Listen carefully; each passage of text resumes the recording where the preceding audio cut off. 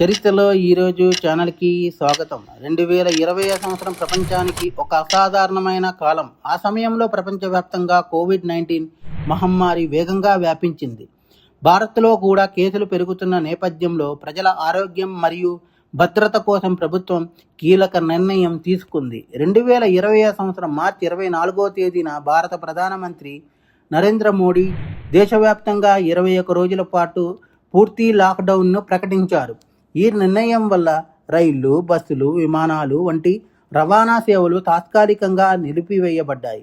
పాఠశాలలు, కళాశాలలు, కార్యాలయాలు మరియు వ్యాపార సంస్థలు కూడా మూసివేయబడ్డాయి. ప్రజలు ఇంట్లోనే ఉండాలని ప్రభుత్వం సూచించింది. అత్యవసర సేవలు మాత్రమే కొనసాగించబడ్డాయి. ఆసుపత్రులు, ఔషధ దుకాణాలు, అవసరమైన సరుకుల దుకాణాలు వంటి సేవలు పనిచేశాయి. ఈ లాక్డౌన్ సమయంలో వైద్య సిబ్బంది, పోలీసులు మరియు అత్యవసర సేవల్లో పనిచేసే సిబ్బంది ఎంతో కృషి చేశారు. వారు ప్రజల ఆరోగ్యాన్ని కాపాడడానికి ముందుండి పనిచేశారు. ఈ చర్యల వల్ల వైరస్ వ్యాప్తిని కొంతవరకు నియంత్రించడంలో సహాయం జరిగింది. అయితే ప్రజలు జీవితంలో ఈ లాక్డౌన్ను ఒక పెద్ద మార్పునకు తీసుకువచ్చింది. చాలామంది ఇంట్లోనే ఉండి కుటుంబంతో సమయం గడిపారు.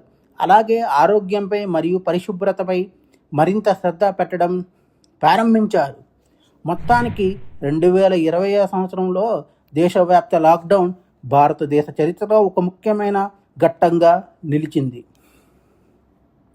ఎందుకంటే అది ప్రజల ఆరోగ్యం కోసం తీసుకున్న అత్యంత పెద్ద జాగ్రత్త చర్యగా గుర్తించబడుతుంది. మా కంటెంట్ మీకు నచ్చినట్లయితే లైక్ చేయండి, షేర్ చేయండి, సబ్స్క్రైబ్ చేయండి. మా ఛానల్ యొక్క నోటిఫికేషన్ మీ వరకు అందాలంటే కింద కనబడుతున్న బెల్ ఐకాన్ని ట్యాప్ చేయండి. Thank you.